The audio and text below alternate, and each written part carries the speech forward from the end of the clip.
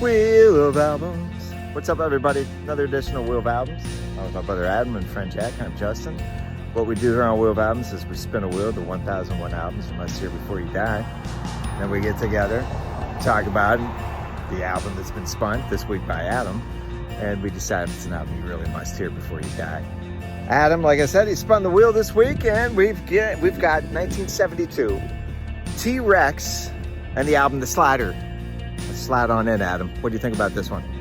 How do you feel about spinning T-Rex for the next one? I'm loving T-Rex. That's a good spin. Yeah, the one that doesn't have Bang a Gong on it. An album that has a sound so big it can barely fit in Mark Bolan's hat. Get ready to dive a little closer into the 1972 album, The Slider by T-Rex. All right, besides a couple songs on here, I'm not as familiar with The Slider as I am with Electric Warrior, which I own. Jack, how familiar are you with The Slider? Unfamiliar for the most part. I know who T-Rex, I know the band, looked at this track list and then didn't think I knew anything. And then Telegram Sam came on one of the listens and I go, I have heard that. And I remember hearing the name Buick McCain before, but that could be, maybe that's a superhero in England, I'm not sure. And figured I was going to get something similar to what I was familiar with from T-Rex, which is Bang a Gong, some kind of low-key, semi-simplistic rock and roll. I could imagine back in 1972, after how successful Electric Warrior was, this album had to have been very much anticipated. All the elements from Electric Warrior that I know remain the same here. Several of these songs sound very familiar to Bang a Gong. They've got a pattern that they follow, and they stick to that pattern, at least in my ears, on The Slider. And the old saying, if it ain't broke, don't fix it. Do you guys think that they successfully capitalized on Electric Warrior's sound, or do you think they get stuck in a bit of a glammed out rut here on The Slider? So Tony Visconti, probably butchered that name. I think you got that one right, Adam. And I can just imagine like him sitting down with Mark Bolan, who evidently had a bit of a short temper.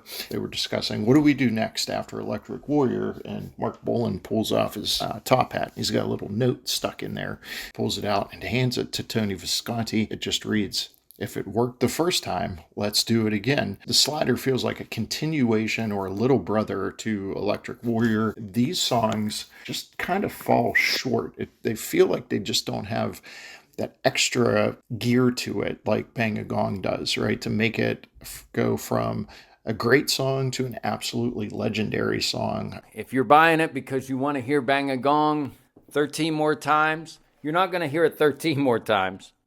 But maybe 6. If you were into the glam metal movement around this time, I'm sure this album, when it came out, it had to have delivered everything that you wanted from Mark Bolan. Talking as someone who was not around at that time and wasn't even born yet, this can feel, I think Adam put it really well, as not exactly... It's a good album. I think it's a good sounding album, but I'm having troubles putting it on the legendary status. There's a lot of similarities, and there is some progression where he's starting to enjoy the boogie a little bit more, and he's starting to get, let's say, a little bit naughtier with his lyrics. I mean, he can't be a cosmic dancer forever. Can you imagine going to a T-Rex concert? Because most of the songs on Electric Warrior and The Slider are kind of like interchangeable. So, because they start off a song, we're like, oh, hey, Justin, Jack, oh, I think this is Jeepster. And then Jack goes, no, I think it's Metal Guru. Oh, no, Justin says, it's Baby Boomerang. And then all of a sudden, by the end of the song, you go, oh no, it's Rock On. That reminds me of the time that we went and saw Pearl Jam in Indianapolis here in 2010, I believe. And Jack heard the beginning of Rats and thought that they were playing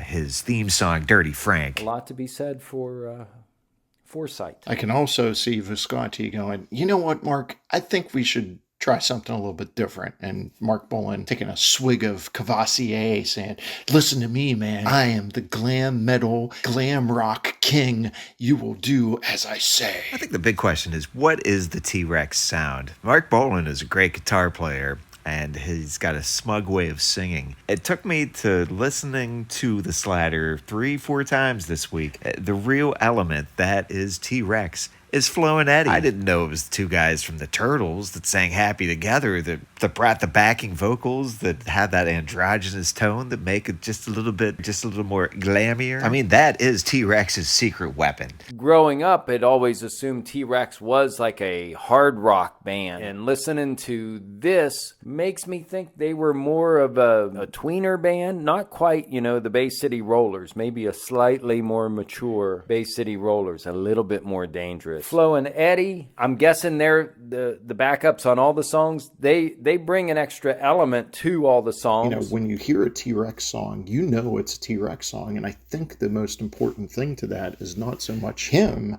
as it is Flo and Eddie, the alter egos from the singers of the Turtles. That background vocal that just pours into almost every song, it feels like. And I really have come to enjoy that about T-Rex. I read somewhere where Tony Visconti said they weren't available for some of these songs and that Flo and Eddie really only sang on a couple of the songs on here. So knowing how important those background vocals were, that Visconti and Bolin would go in and do their best Flo and Eddie impersonation because they knew how important that was. So I have no idea which songs are which as far as Flo and Eddie showing up on here. It's a good thing that Bolin was a good guitar player because that gave them another element to their sound. His guitar work is great. He holds down a riff and then he puts a little bit of extra something on there, just the right amount of guitar licks that make a great sound. It's strange, the album. It keeps on going, but it stays somewhat small. And I think that works out well for the T-Rex and particularly Mark Bolin, who gets to stand out. It's almost like if there was a concert, oh yeah, drummer's okay, bass is okay, big whoop. But that guitarist, he's up front and he's singing all this stuff. It's almost like he wrote this album so he could get all the groupies. So I think we've tackled a lot of the sound of T-Rex and where they were in 1972. But the real star of the slider is the song titles. Mark Bolin feels like the effortlessly cool kid in class that doesn't say much. Everyone knows he's got a little bit of a temper, and the group does all the work for him. They get stumped on what to name the project. What do you think, Mark? And he just looks at him, Spaceball Ricochet, and that's all he says. He wrote this album so he could get all the groupies. I mean, obviously the lyrics don't make any sense on this album. You look at Metal Guru right off the top and the line, just like a silver-studded saber-toothed dream. I'll clean, pollution machine. What is this guy talking about? And it doesn't matter because Metal Guru is an excellent song title. These song titles are ridiculous. And that may be part of the reason why you get let down, is that you want something to be so good and maybe it doesn't live up to your dream title. I want to pick from these 13 songs and let's give each other some nicknames from these song titles. What do you guys think? I have a hard time deciding who should get what. All the names are so good and you guys deserve the best. All I can do is picture Jack and Justin as Buick McCain and Cherry Chugel in a 1980s buddy detective comedy. Think Tango and Cash meets Holmes and Watson. And Justin is Buick McCain, the high-energy lead detective with a robust machismo who brilliantly comes up with ideas that convinces everyone else to follow along. And Jack as Cherry Chugel, the quick-witted sidekick that walks around saying, yeah, yeah, anytime he walks into a room.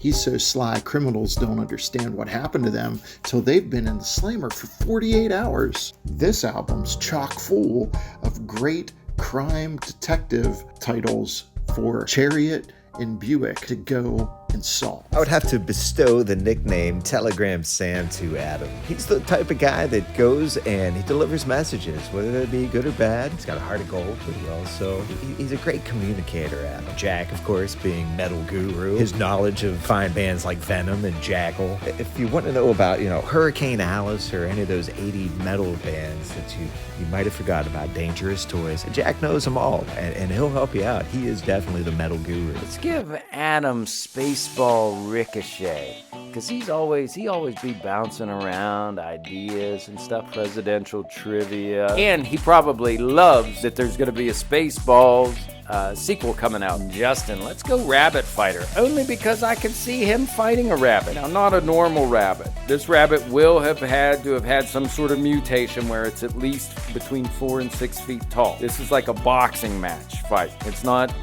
Justin's not cheating. Doesn't have a box out there with string. They got boxing gloves on. The rabbit's quick, but is Justin quicker? That's very spot on, Jack. If you ask my family, I'm always fighting rabbits in the backyard, literally. I'm known as the neighborhood's Elmer Fudd. Real quick, T-Rex is the king of the dinosaurs, they say. If you had a band name, what would the dinosaur band name be? I am taking the band name the Triceratops, but I'm shortening it after a couple albums to the T-Top. I'm going to Ankylosaurus, and everyone in the band's required to wear armor-plated suits. We do a great rendition of the Bee Gees, Staying Alive. Oviraptorid, estimated at 5.2 to 6.6 feet long. It was named that for its egg-stealing habits. So who hasn't stolen an egg or two? Obviously, you're going to be singing the song, The Carton's Empty. That's our power ballad. All right, when we look at the final ratings for the slider, Adam scored at the highest of 6.92. I go to 6.346, Jack, a 5.307. Our favorite songs. Our first was Chariot Chugel. Which I don't know what the word chugel means. I hope it's nothing too filthy or inappropriate, but I like that song. Telegram Sam and The Slider. Main Man was our least favorite song on The Slider, statistically. Yeah, the one that doesn't have Bang a Gong on it. So must you metal guru and slide when you're sad before you die. It feels so relaxed and accessible. It's almost like you're just there hanging out and he goes, hey, I got an idea. I'm going to do this thing. You guys just, keep it simple. Stay behind me. Let's go, yeah. Just the titles of the songs push me over the edge. So this is a yes, you must listen before you die, but you must also have a track list handy. If you don't have a track list, then I would say no. Adam or Mr. Telegram Sam? For me, I'm going to say, while I enjoyed it and I thought it sounded great on headphones, I definitely would recommend that. I'm going to say no, even though it rated strong for me. You need to put this aside to make room for the first Electric Warrior, because it's better. I think Electric Warrior has a hint of mystique that this album's missing, and that's the only reason I like it better than The Slider. But on merits alone, is The Slider worth hearing before you die? It's a very good album. I think if Electric Warrior's on this list, I'm going to have to say no to The Slider. I'm sure it means a lot to people that were alive at this time. When this came out, I'm sure this was like the second coming, Bam, let's go. T-Rex time. It's a good listen. This one is really on the fence for me too, but I'm going to say no. Do us a favor and subscribe if you're watching on YouTube, and give us a follow and a rating on Spotify. Jack's up next for next week's album. Let's head back to Weirton, West Virginia again. Well, we just finished up the slider from T-Rex, or as Adam calls them, tracks, and we're up for the next spin of the wheel. It's spinning. Since I left you. All right, that's a stumper. I think it's the Since I left you by someone. I think it's the Avalanches. I'm pretty sure it's the I Avalanches. don't know them. I'll agree with you. Okay, so that's what Jack has spun for the fourth album, Avalanches. Yep. So They are not at BC Records. They're not. And they never will be. All the great men in history that wore top hats had great ideas in them, right? Slash from Guns N' Roses, he had some beef jerky and some great guitar riffs. And Abe Lincoln, he kept Steak for Killing Vampires and the idea for the Emancipation Proclamation. There's an episode of Canon, Hard Rock Roller Coaster. In Hard Rock Roller Coaster, Canon is hired by a wealthy art dealer, Raymond Thurston, to solve the puzzle of the man who wandered onto his estate. The man has been badly beaten and has lost his memory completely. Thurston's eccentric niece adopted the man. She has a thing for birds with broken wings. The only thing the man can remember is the lyrics to a T-Rex song, Baby Boomerang. Canon isn't sure that the story adds up, or at least he's not sure what it adds up to. That is Hard Rock Roller Coaster by Canon. John Vernon, you know him better as Dean Wormer on Animal House and the voice on the Marvel Superheroes things. Baby Boomerang, I knew it.